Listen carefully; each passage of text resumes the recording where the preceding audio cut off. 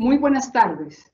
Un saludo especial en nombre de la doctora Diana Alexandra Remolina Botía, presidenta del Consejo Superior de la Judicatura, de la vicepresidenta, la doctora Gloria Estela López Jaramillo, y desde luego de los demás magistrados que integran la corporación.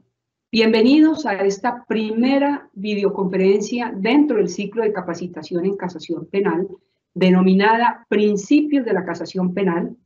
Vamos a tratar los temas, la importancia de la casación, que se fundamenta en la legalidad de los fallos de los jueces colegiados y en la búsqueda de decisiones que respeten el debido proceso, la incorporación y valoración de la prueba, esto cuando se trata de cuestionar una decisión judicial, derecho que se constituye a partir de una sólida técnica de argumentación jurídica que identifique un error judicial a partir de una demanda correctamente formulada. Así, en el ámbito procesal, la casación debe entenderse como un mecanismo extraordinario donde las partes pueden controvertir una sentencia de segunda instancia en búsqueda de su reforma, revocatoria o nulidad.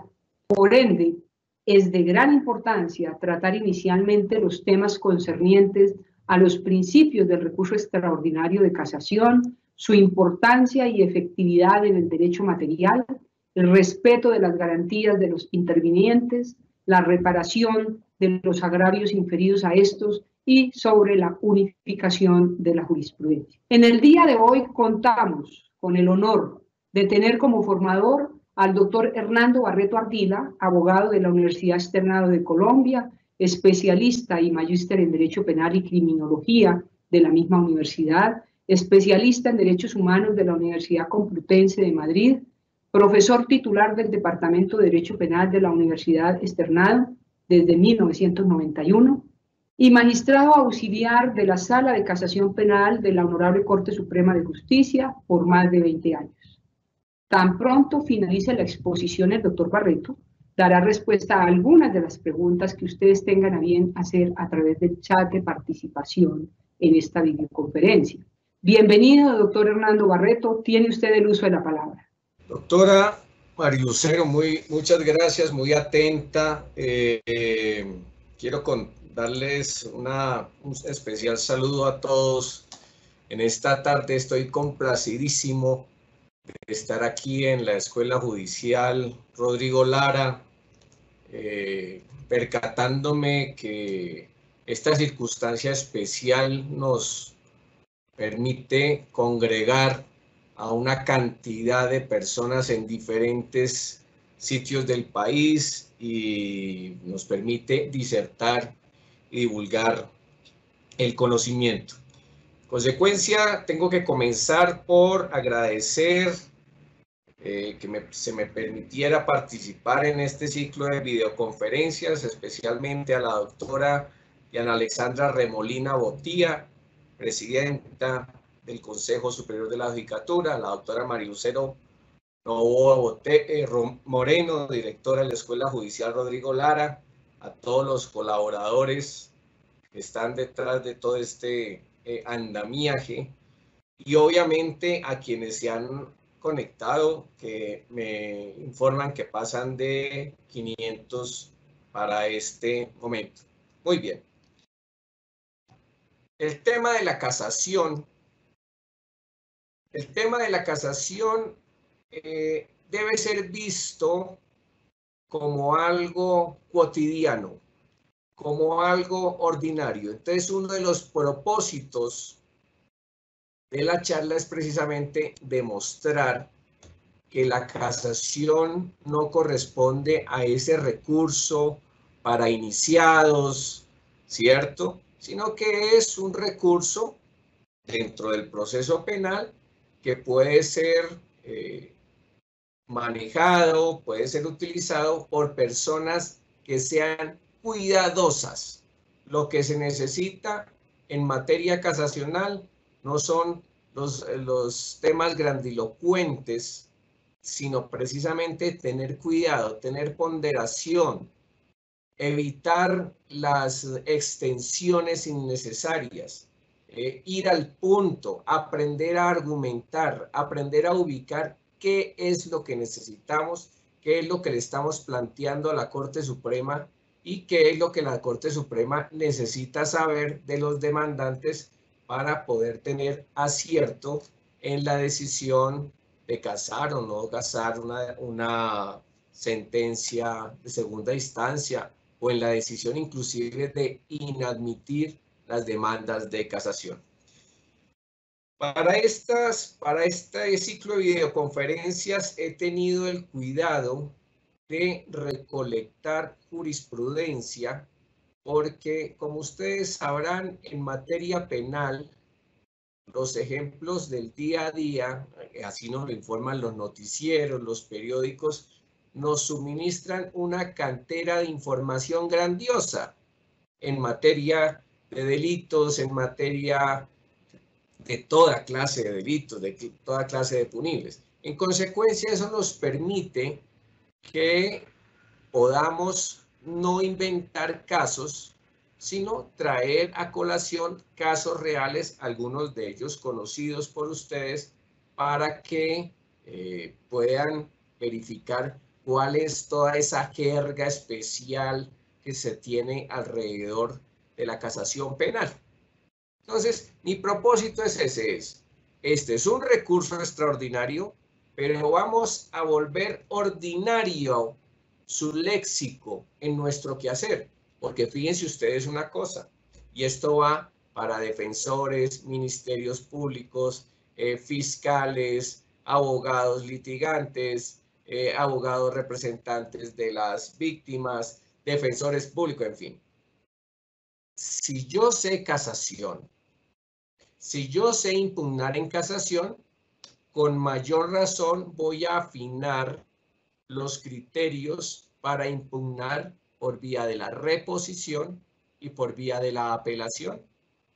Claro, imagínense ustedes que en el momento en que se impugne una decisión en el curso del proceso, se utilicen unos términos precisos, unos términos jurídicos especiales que le permiten poner de presente al juez que se equivocó. Esto lo voy a decir en varias oportunidades dentro de la charla. A los jueces no hay que decirles, ni a los jueces ni a los magistrados hay que decirles, yo tengo otra opinión. Yo pienso diferente, señor magistrado, usted debe cambiar su decisión. Eso no puede ser un motivo de argumentación. El motivo para que el magistrado o el juez cambien esa decisión por vía de un recurso de reposición, por vía de un recurso de apelación, es precisamente que yo le pongo de presente que se equivocó, no porque yo vea las cosas de otra manera, porque entre la posición del juez y la posición del abogado, la posición del litigante, la posición del casacionista, prima obviamente la posición del juez porque él es el que tiene la facultad jurisdictio, la facultad de decir el derecho. En consecuencia, cuando un abogado impugnante le dice al juez, señor juez, yo no estoy de acuerdo, pues el juez simplemente no tiene otro camino que confirmar su decisión. En cambio, si ese impugnante le dice, señor juez, le comento que a folio 15 obra el testimonio de X persona que demuestra que mi asistido para el momento en que se cometió el delito en Bogotá se encontraba en Barranquilla y usted no tuvo en cuenta ese testimonio, pues hombre, ahí se sobresalta el juez y en consecuencia va a haber la necesidad de replantear su decisión, de pronto reponerla y por vía de apelación revocar una decisión que está conociendo. Consecuencia, ese es el objetivo que tenemos respecto de la casación. Mirar a ver cómo podemos lograr que se desacralice, que se demuestre que esto no es para iniciados, sino para gente cuidadosa. Muy bien.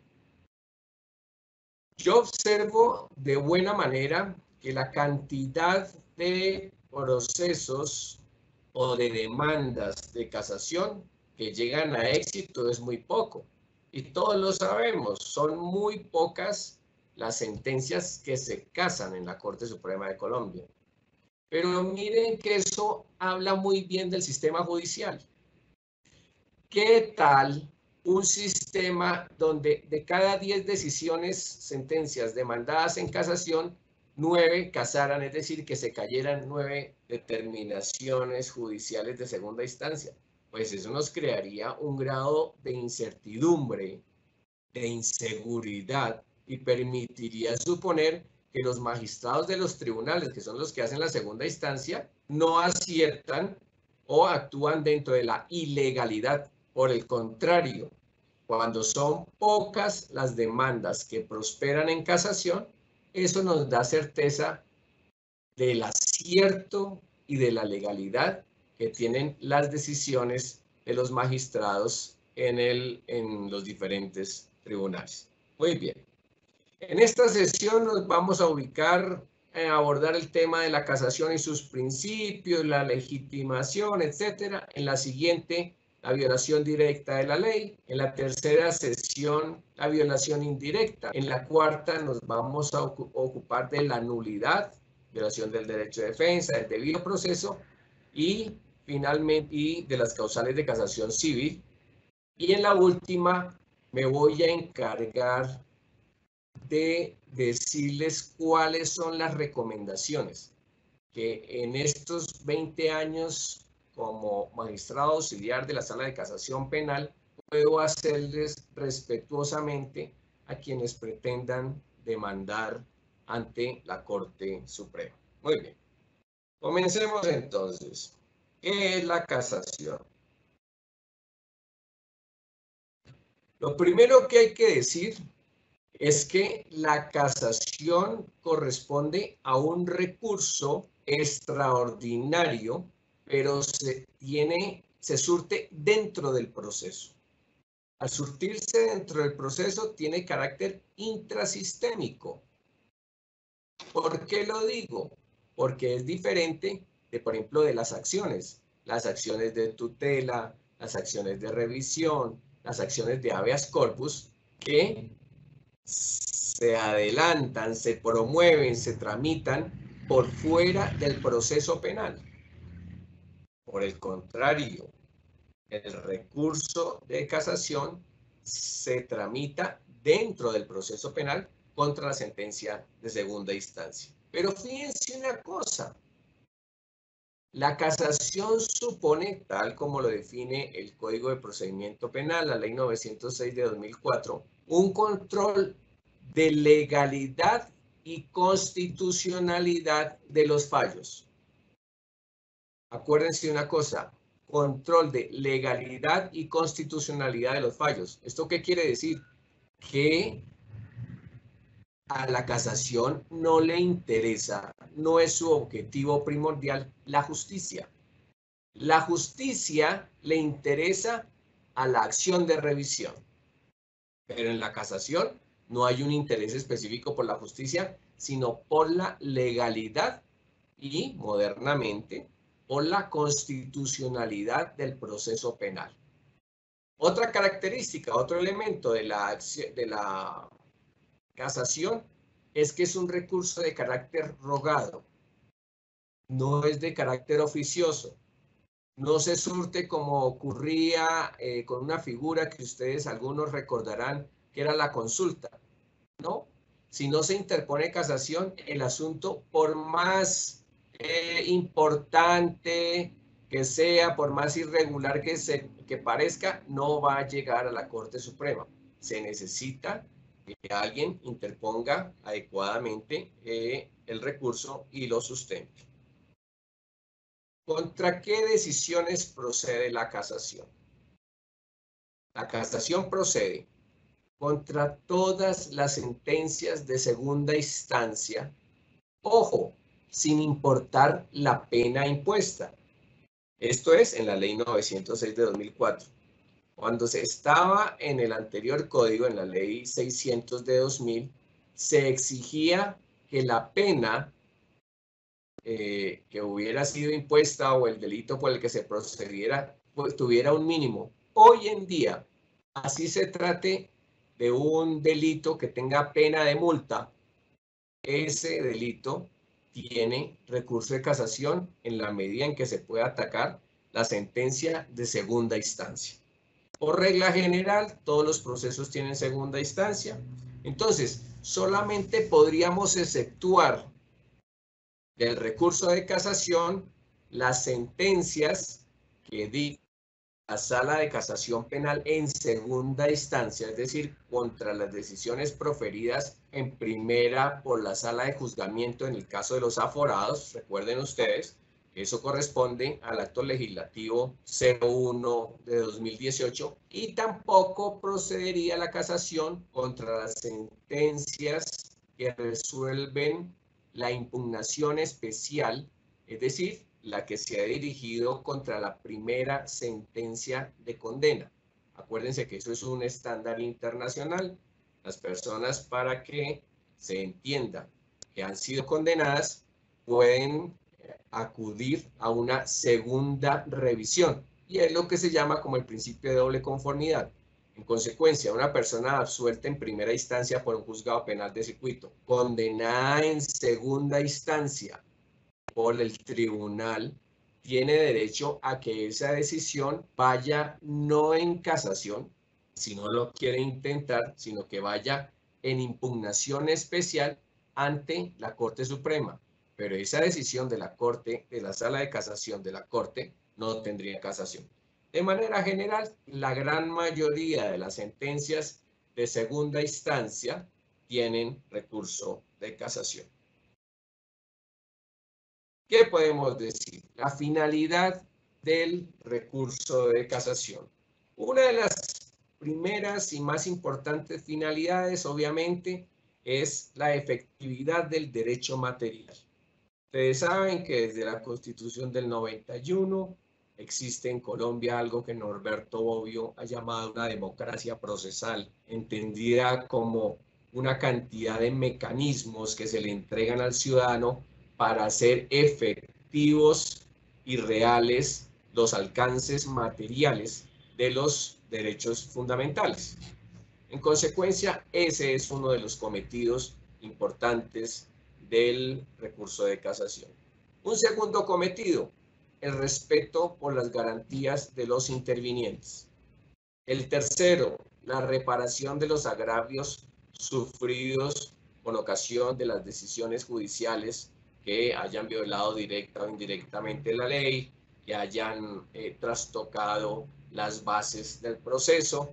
Y finalmente, una parte que es supremamente importante, que es la unificación de la jurisprudencia. Más en un país como el nuestro, en que hay proliferación de normas transitorias, etcétera, es importante que haya un organismo de cierre, como la Corte Suprema, como la Sala de Casación, que va unificando la jurisprudencia para que todos, eso es para todos, para que todos sepamos a qué atenernos. Muy bien. Seguimos entonces. Principios de la casación. El primer principio de la casación es el principio de limitación. ¿Qué quiere decir esto? Que es el demandante el que fija la competencia sobre la cual la Sala de Casación Penal va a fijar sus ojos. Es decir, la Corte solamente, en principio, ya veremos por qué, solamente entra a verificar qué es lo que quiere el demandante, y a partir de eso inicia su estudio y verifica qué es lo que está pidiendo. Ese es el principio de limitación, pero obviamente en un Estado social y democrático de derecho, en un Estado constitucional como el nuestro, si hay la presencia de una irregularidad, de un vicio que afecta el debido proceso, de un vicio que afecta el derecho de defensa, la Corte no podría quedarse callada ante ese exabrupto, sino que tendría que detectarlo. Y entonces, hábilmente en el artículo 184 de la ley 906 de 2004, se creó una figura, y es que procede, la Sala Penal de la Corte puede superar los defectos de una demanda mal presentada. La demanda es confusa, no cumple con los criterios de claridad, de precisión en las causales, de desarrollo de los cargos, pero la Corte advierte que hay unas irregularidades. ¿Qué hace la Corte en esos casos? Acude a su facultad oficiosa, que está en el artículo 184 de la Ley 906 de 2004, y admite el asunto a casación.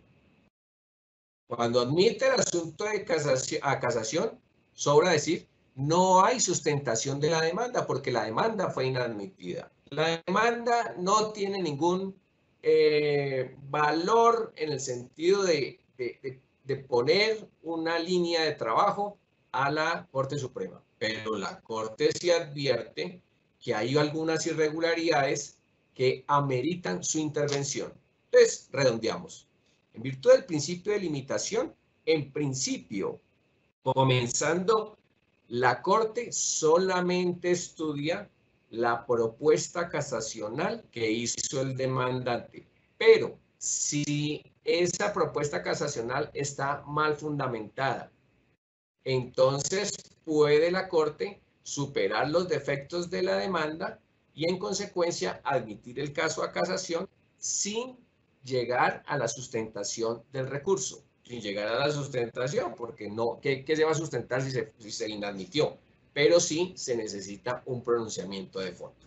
El segundo principio, el principio de taxatividad. ¿Qué principio tan importante? El principio de taxatividad quiere decir que las causales de casación son las que están expresamente recogidas en el artículo 181 de la Ley 906 de 2004. Son esas y no otras. En consecuencia, no es correcto que los demandantes se inventen causales. Cualquier irregularidad que usted se imagine cuando va a demandar en casación cabe dentro de alguna de las 4 causales que aparecen en ese artículo 181, violación directa, violación indirecta, nulidad o las causales de casación en materia civil. Tiene que encauzarse ahí.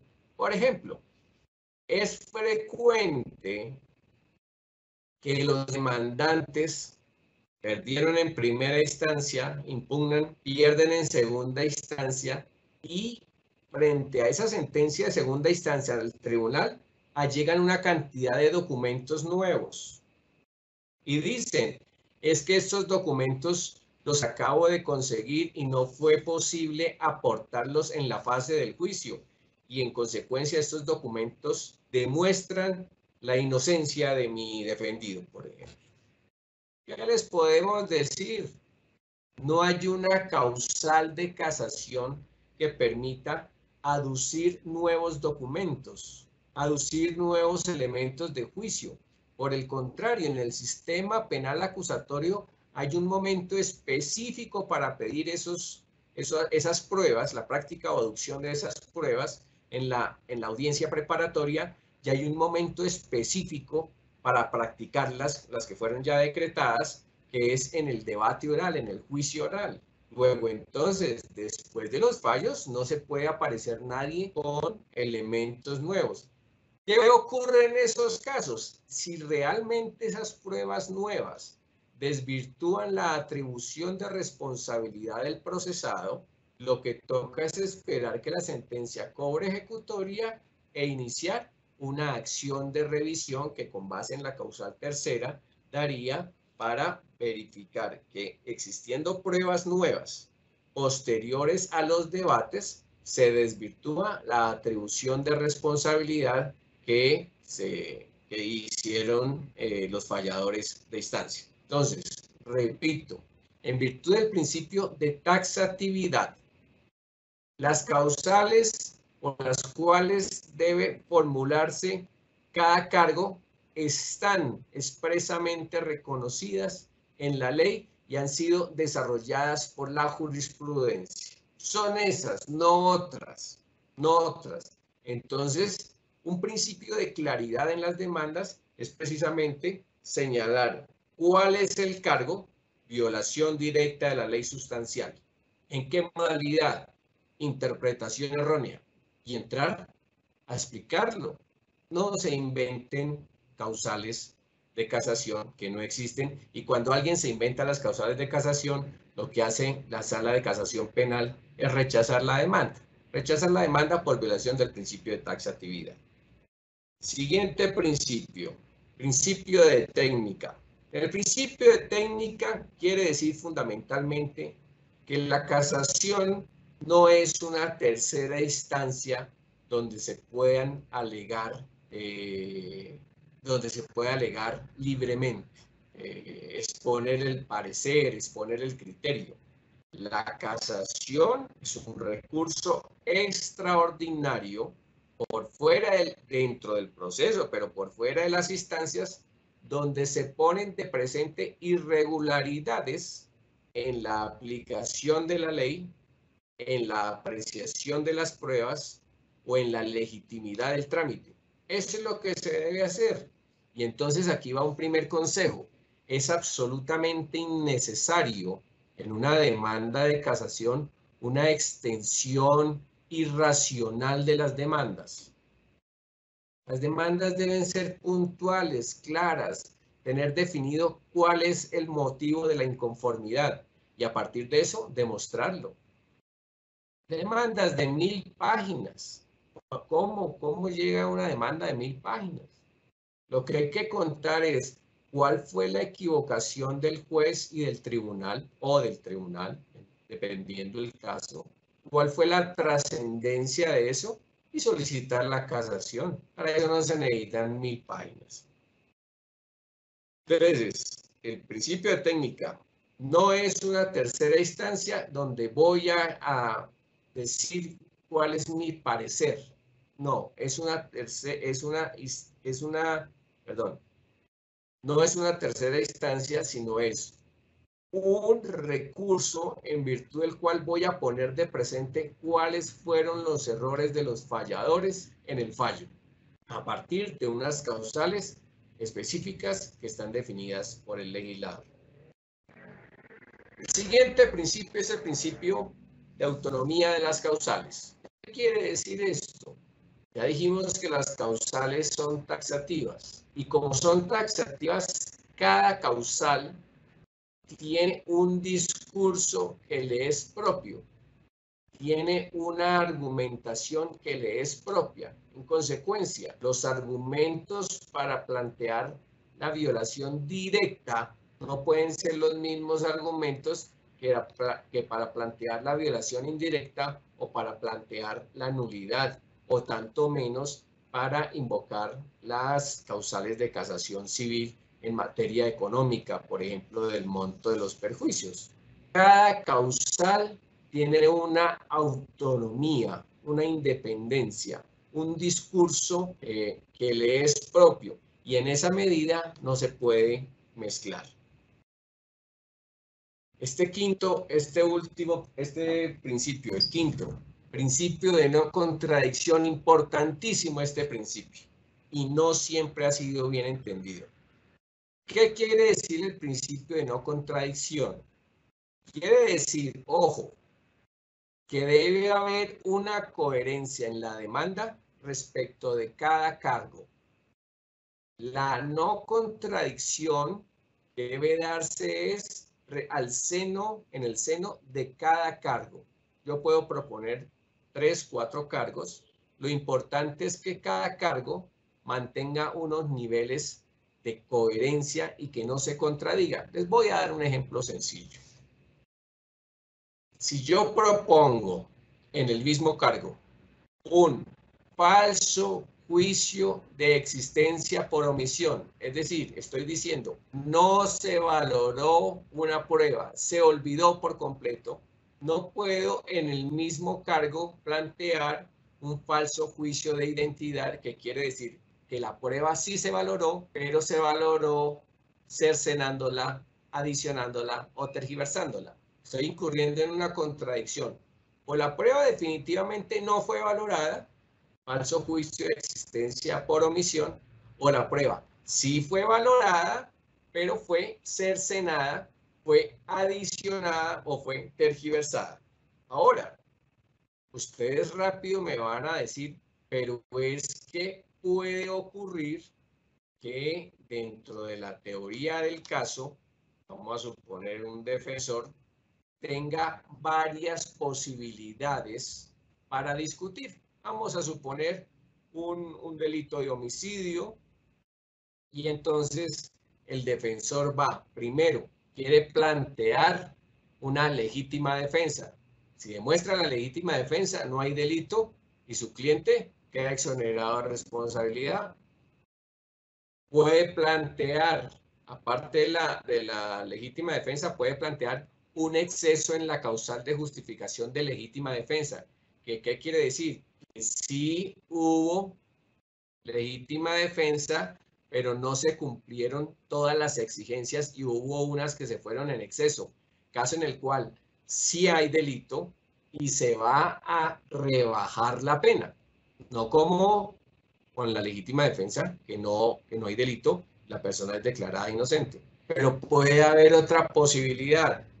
Puede haber un interés en que se reconozca un error de prohibición que, como ustedes saben, cuando es en el tema de la causal de justificación, se trata aquí en Colombia como un error de tipo. Y cuando el error de tipo es vencible, se procede por la modalidad culposa.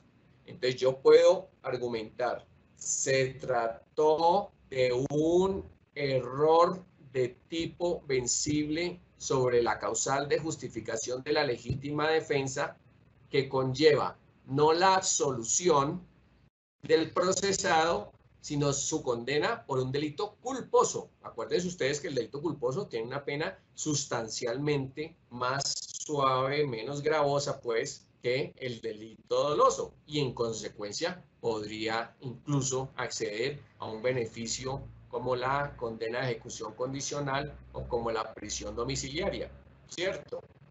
Pero además, fíjense, llevo 3 posibilidades, pero además puedo querer una cuarta y es reclamar un subrogado, reclamar una prisión domiciliaria.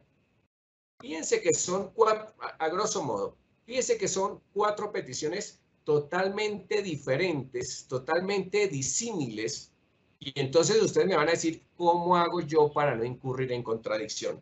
Incluso hay abogados que dicen, yo no solicito legítima defensa porque si solicito la legítima defensa, admito que mi cliente estaba en el sitio, lo cual es cierto. Pero entonces lo que usted tiene que hacer es, en cada cargo, ser muy claro. Entonces, cada cargo comienza y termina con un objetivo preciso. Lo que usted no se puede contradecir es en el mismo cargo. Usted en el mismo cargo no puede decir, mi cliente no estaba, pero si estaba, démosle la legítima defensa. No.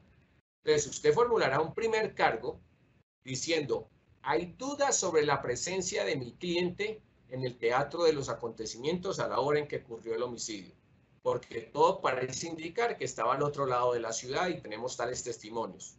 Y aunque hay 2 testigos que lo señalan como que él fue el que disparó, esos testigos son familiares de la víctima que de vieja data tenían unas rencillas contra mi asistido.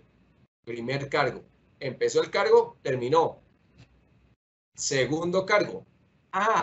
De manera subsidiaria, de manera sucedánea, solicito que se aprecie la eventual, si es que no se admite el alibi, la coartada, se analice si él estaba en legítima defensa y así sucesivamente con todas las posibilidades. ¿Esto qué quiere decir? Señores casacionistas, ustedes pueden proponer lo que se les ocurra, pero cada cargo debe tener una coherencia que comienza y termina. Y nadie, ninguna corte les podría decir, es que si usted está pidiendo la legítima defensa en el segundo cargo, es porque usted reconoce que su cliente sí estaba allá. No, no importa, es el segundo cargo. Lo que no lo puede hacer es en el primero. Primero, no estaba en Bogotá, pero pido legítima defensa. Es incoherente, se está contradiciendo dentro del mismo cargo. Entonces redondeamos. El principio de no contradicción, fundamentalmente lo que dice es que el demandante debe tener absoluta claridad en cada uno de los cargos, mostrándolos de manera coherente, perfecta, que comienzan y terminan, aunque entre los diferentes cargos sí puede haber contradicción y pueden ser excluyentes. Y de una vez voy dando un consejo desde ahora. Traten de no presentar tantos cargos. Imagínense demandas donde se habla que hay 30 cargos contra un fallo. A mí me parece sospechoso que haya 30 cargos contra un fallo. Puede que haya 3, 4, 6 cargos, pero 30 casi que podría uno decir que eso es lo más parecido a un prevaricato. O sea, que los funcionarios se dedicaron fue realmente a violar la ley para perjudicar a una persona. Luego le queda a uno una sensación de que se está exagerando. Y eso no va con el tino, no va con la buena manera, con la buena presentación que exige el recurso extraordinario de casación. Pero sigamos entonces. El sexto principio es el principio de unidad de los fallos. ¿Qué principio tan importante y tan olvidado? Ojo, cuando se dicta una sentencia de primera instancia y esa sentencia es confirmada al presentar el recurso de apelación, es confirmada en segunda instancia, los argumentos de ambas decisiones forman una unidad, de manera que quien quiera acudir en casación tiene que reprochar los argumentos de la primera instancia y de la segunda instancia. Reitero, hay una sentencia de primera instancia que fue impugnada y va a segunda instancia. Esa segunda instancia confirma, obviamente da algunos argumentos. El que quiera irse en casación tiene que atacar los argumentos que se dio en primera y los argumentos que se dio en segunda. Es necesario. Por eso es que se llama principio de unidad de los fallos. Entonces ocurre frecuentemente que en el Código de Procedimiento Penal se dice el recurso de casación procede contra los fallos de segunda instancia proferidos por los tribunales. Y eso es cierto.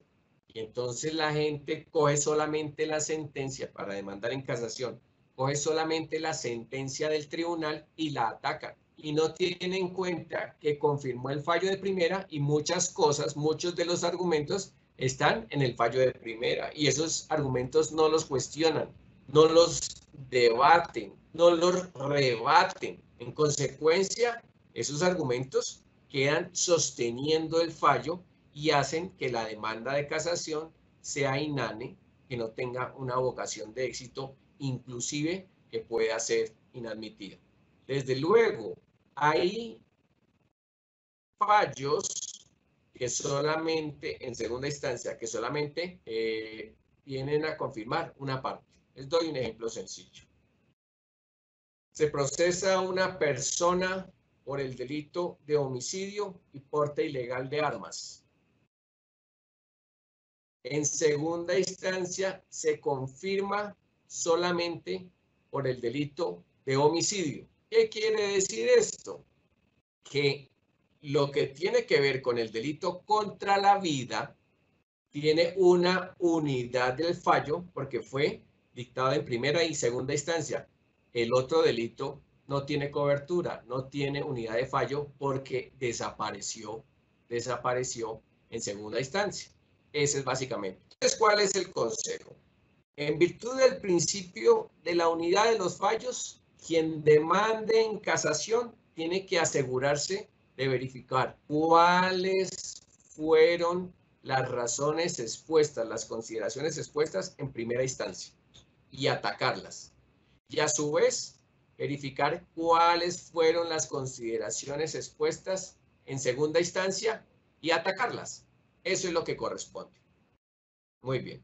Eso en lo que tiene que ver con el principio de unidad de los fallos. Miremos el siguiente principio importantísimo, el principio de prioridad. El principio de prioridad básicamente lo que está diciendo es que cuando se identifican varios cargos, vamos a suponer 5 o 6 cargos, lo primero que debe proponer el impugnante son aquellos cargos que tienen la virtud de acabar, de tener una cobertura invalidatoria, digámoslo precisamente, de anular una parte más o menos importante del proceso. Entonces, si por ejemplo yo presento un cargo en el cual pretendo que el proceso se caiga desde la audiencia de imputación, se invalide todo el proceso desde la audiencia de imputación, ¿qué sentido tiene que primero, antes de ese cargo, yo cuestione el fallo de segunda instancia? No tendría ningún sentido. No tendría ningún sentido, porque en el momento en que prospere la nulidad que solicité, pues el fallo de segunda instancia queda cubierto por ese efecto. Entonces no tiene ninguna importancia, no tiene ningún sentido. Entonces el principio de prioridad lo que dice es esto. Lo primero que se tiene que solicitar, los primeros cargos, el primer cargo, tiene que ser primero el que implica la nulidad. Pero ojo, si son varios cargos por nulidad, por diferentes motivos, entonces presento primero el cargo que tiene mayor cobertura invalidatoria, mayor capacidad de daño, mayor capacidad de invalidación, luego el de menos, y luego sí, los de las otras causales que solamente estarán atacando el fallo de primera, el fallo de segunda, etc. Entonces, se llama prioridad el prius, el primero, porque lo que le corresponde hacer al demandante es ordenar los cargos de su propuesta casacional. Primero, nulidad. Pero si son varias nulidades, primera nulidad, la de mayor cobertura. Segunda nulidad, de menos cobertura. Tercera nulidad, mucho menos cobertura. Cuarto, violación directa, violación indirecta, en fin. Entonces, ese es el principio de prioridad.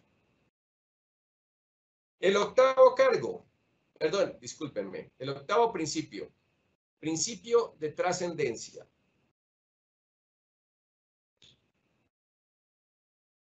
El principio de trascendencia básicamente señala algo que todos ustedes saben, señores abogados. En todos los procesos, los importantes, los menos importantes, los intrascendentes, etcétera, se cometen irregularidades, se pasan cosas involuntariamente. Se mandó el telegrama a una dirección equivocada, no le colocamos 40 sur, sino simplemente 40 y llegó a otra parte, y luego no le pudimos notificar al procesado. Mandamos el correo electrónico sin la última letra del segundo apellido de la persona, y entonces le cambiamos, y obviamente esa comunicación por correo electrónico no le va a llegar. Miles de irregularidades pasan, pero ¿qué es lo que se quiere? Que en casación, como casación, que ustedes lo saben, viene del término casar, que quiere decir romper. Para romper una sentencia se necesita que se trate de algo importante, de algo con mucho calado, con mucha fuerza. No cualquier irregularidad nos va a dar lugar a que se rompa una sentencia. En consecuencia, siempre habrá irregularidades. Lo importante es entrar a verificar si esas irregularidades tienen una trascendencia tan grande como para afectar las garantías de los sujetos procesales y de los intervinientes, o la estructura del proceso. Les voy a dar un ejemplo. La captura ilegal. Vamos a suponer que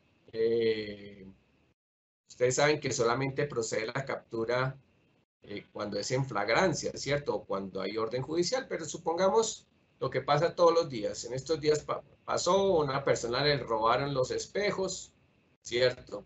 Le robaron los espejos del carro, el señor se va detrás de ellos por 2 o 3 horas hasta que los encuentra, los ve, los reporta a la policía los captura, los lleva ante la fiscalía, los llevan ante el juez de control de garantías y obviamente el juez de control de garantías no tuvo otro camino que darles la libertad porque no fueron capturados en flagrancia. ¿Listo? Eso es así. Pero lo que les pregunto es, ¿qué tiene que ver esa captura ilegal cuando este proceso termine? Y vamos a suponer que este proceso termina en 1 año y llega a sentencia condenatoria en segunda instancia. Yo podría decir, pero es que además estos señores fueron capturados ilegalmente. Y el tribunal me va a decir, sí señor, fueron capturados ilegalmente. ¿Y qué tiene que ver eso con la atribución de responsabilidad penal a la que se llegó en el juicio en primera instancia y en la apelación en segunda instancia? En nada. Luego, entonces, siempre que haya una irregularidad, tendremos que verificar la trascendencia. Les voy a dar otro ejemplo.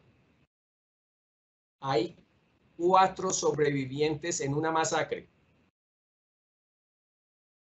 El juez de primera instancia habla de Chucho, Jacinto y José y no habla de Pedro.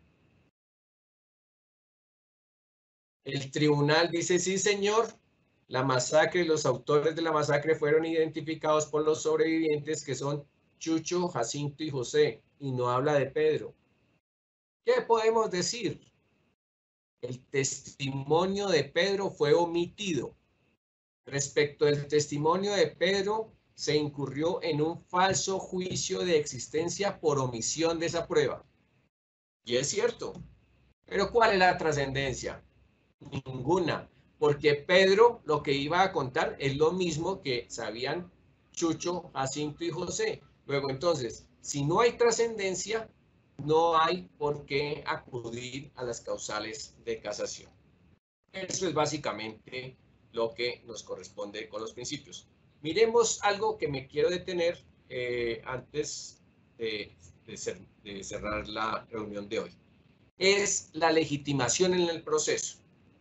Cuando se va a demandar en casación, lo primero que se tiene que tener claridad es que se tenga la condición específica dentro de la actuación. Es decir, que se tenga la condición de víctima, de tercero civilmente responsable. Ojo, el tercero civilmente responsable no es vinculado desde el comienzo como en la ley 600, sino que es vinculado después del fallo condenatorio ejecutoriado, ¿cierto? En el incidente de reparación. Que se tenga la condición de fiscalía, de ministerio público, de procesado, de defensor o de tercero incidental. Y ahí a la par aparece la legitimación en la causa o la legitimación, que también se llama legitimación en el interés. ¿Qué quiere decir esto?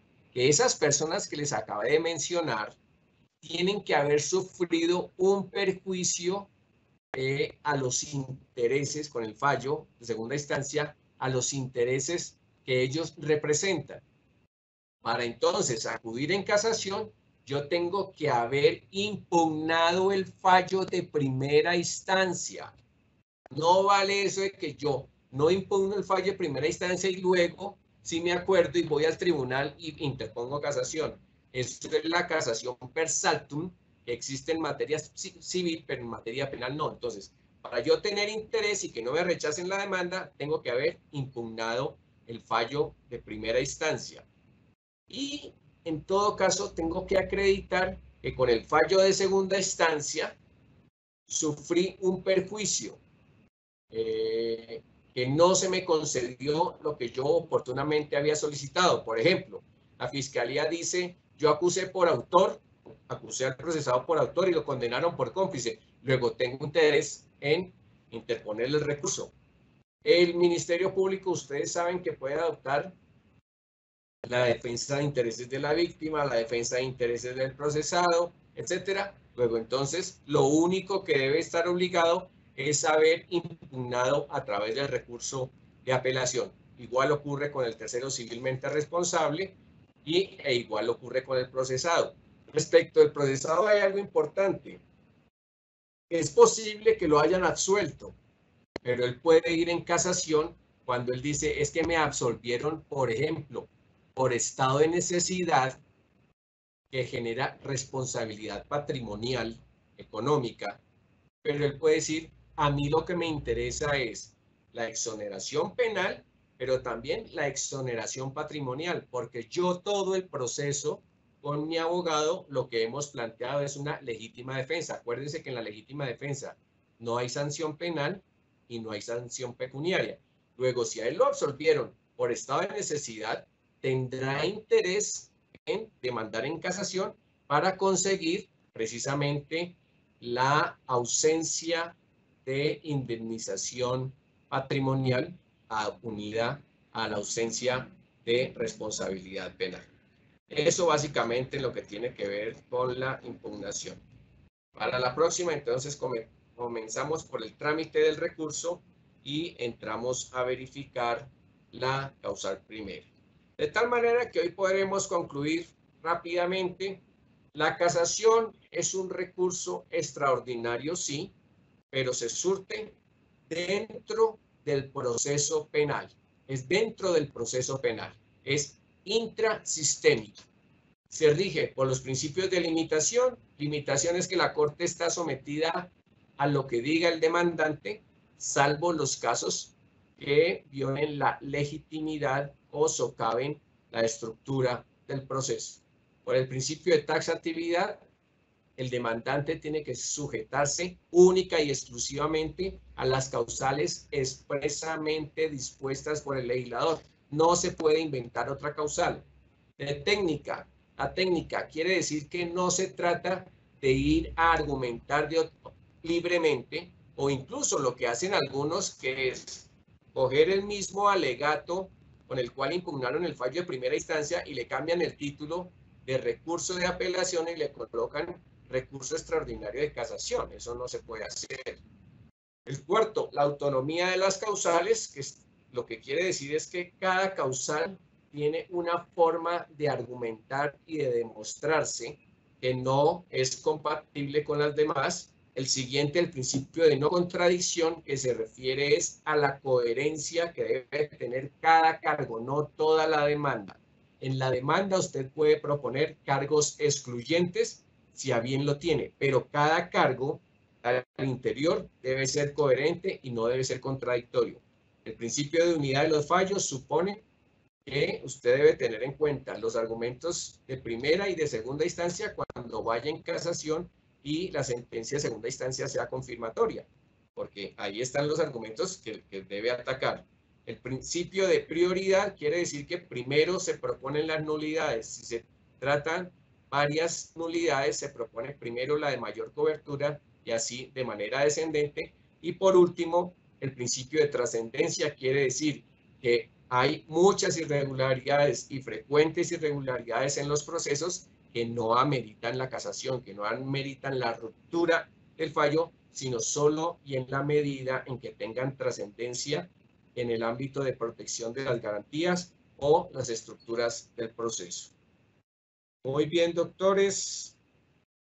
Quedo pendiente de la formulación de preguntas, si las hay. Ustedes. Perfecto, doctor Hernando. Doctor Barreto, muchas gracias por tan interesante disertación. Y vamos al espacio de las preguntas. La primera, si la casación corresponde a un control constitucional y legal de los fallos, ¿es posible hacer salvedad al principio de taxatividad de la casación para preservar su constitucionalidad? Ok. Acuérdense ustedes, doctores, de algo. Acuérdense por allá en el año 84, cuando cogió fuerza las famosas nulidades constitucionales.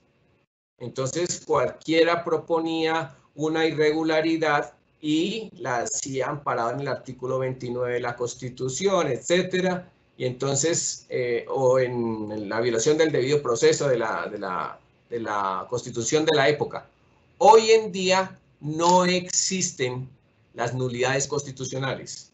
Hoy en día las nulidades están expresamente reconocidas. Luego, entonces, lo que opera es el principio de taxatividad.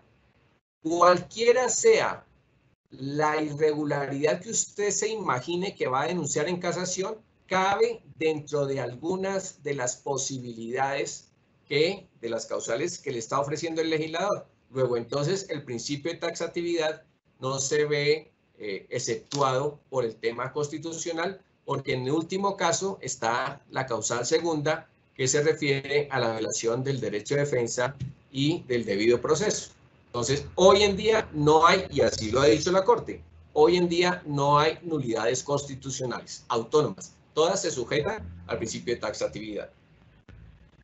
Perfecto, doctor Hernando. Vamos con la segunda pregunta. ¿Por qué se afirma que la casación no tiene como fin asegurar la justicia? Ok, perfecto. Esto les va a quedar más claro cuando sigamos avanzando, pero les voy a dar un ejemplo. Existe en la violación indirecta de la ley en casación una causal que es el falso juicio de ilegalidad, que tiene que ver cuando las pruebas son practicadas ilegalmente. Un ejemplo ordinario: entran a la casa de un señor sin orden judicial, ¿cierto? Unos policías entran sin orden judicial y recuperan un arma, etcétera. Con base en esa arma se establece que el señor la disparó, encuentran unos residuos de pólvora y lo condenan. Cuando ese caso va a casación, no vamos a entrar a verificar si el señor es inocente o no es inocente, sino lo que vamos a cuestionar es que el allanamiento fue ilegal, y como el allanamiento fue ilegal, el recaudo de pruebas que ahí se practicó también es ilegal. En consecuencia, fíjense ustedes, el fallo se va a caer porque desapareciendo las pruebas, declarándolas nulas o marginándolas por ilegales, las pruebas las vamos a sacar del acervo probatorio y en consecuencia el fallo se nos va a caer por falta de pruebas. Sin embargo, todos sabemos que el señor sí fue. En consecuencia, lo que interesa en materia casacional es la protección de las garantías, la protección legal de las personas, la protección constitucional, pero no la justicia, porque en el ejemplo que les estoy dando, si fuera por justicia, al señor tocaría condenarlo. Ok. Última pregunta. Sí, señor. Doctor, en virtud del principio de técnica, la Corte puede rechazar una demanda si el demandante no utiliza las expresiones exactas, pero es claro en el planteamiento. Por ejemplo, no dice violación indirecta por error de hecho, por falso juicio, existencia o por omisión de una prueba, sino afirma: el tribunal pretermitió la valoración de tal medio probatorio. Ok, no, mire. Es claro que la técnica supone manejar todas esas especies de errores, etcétera. Pero en todos los años que llevo en la Corte, tengo claridad que si la persona no dice esas expresiones, por ejemplo, lo que usted está diciendo, doctora, falso juicio de existencia por omisión respecto de tal prueba, sino que el señor de manera coloquial dice, los falladores no tuvieron en cuenta tal prueba. Lo está diciendo coloquialmente, no lo está diciendo, digamos, con las formas debidas de un recurso ante la Corte Suprema. Pero él está siendo claro y está diciendo, mire, no tuvieron en cuenta tal testimonio. Y ese testimonio fue importante en el sentido del fallo. Si ustedes hubieran tenido en cuenta ese testimonio, se habrían dado cuenta que el fallo no podría ser condenatorio sino absolutorio. Si él lo explica así, la Corte de ninguna manera podría llevar la técnica a unas consecuencias tan gravosas como pasar por encima de los derechos fundamentales del procesado. En consecuencia, aunque él no utilizó las expresiones decantadas por la jurisprudencia, ¿cierto? Y por la doctrina, está siendo claro en que hay una prueba que fue omitida y que a partir de esa omisión la atribución de responsabilidad se volvió ilegal y atenta contra la Constitución. Les resumo la respuesta: La técnica no se justifica por la técnica misma, y así lo ha dicho la Corte, sino en la medida en que el discurso del impugnante no es coherente o es contradictorio. Pero si él es claro en decir qué fue lo que pasó, no hay ningún problema. Nuestro agradecimiento especial al doctor Hernando Barreto Ardila, magistrado auxiliar de la Sala de Casación Penal de la Corte Suprema de Justicia, por compartirnos su conocimiento y contextualizar en esta primera videoconferencia el recurso de casación penal como un medio impugnatorio extraordinario de competencia exclusiva de la Corte Suprema de Justicia, que está ligado a la depuración en derecho del obrar judicial y a la protección de las partes en un caso concreto. Es por esta razón que agradecemos inmensamente su exposición en un tema de gran importancia e interés, debido a que por su complejidad suele confundirse a veces en la práctica con el recurso de instancia, y que es necesario comprender que no todas las decisiones son susceptibles del recurso de casación. Tenemos el privilegio de seguir contando con el doctor Barreto Ardila, nos acompañará durante las próximas 4 sesiones, donde se profundizará en las diferentes causales de este importante recurso extraordinario. Un agradecimiento especial a todos los servidores judiciales y a los demás actores del sector justicia que se han interesado y se han conectado a esta conferencia virtual, y desde luego al grupo de colaboradores de nuestra Escuela Judicial. Y como siempre, finalizamos con una frase a propósito de la importancia del recurso extraordinario de casación, como bien lo dijo el profesor de Derecho Penal Francisco Carrara. La ciencia del derecho criminal tiene por misión moderar los abusos de la autoridad en el desarrollo de aquellos grandes temas, en la prohibición, en la represión y en el juicio. Una feliz tarde para todos. Muchas gracias.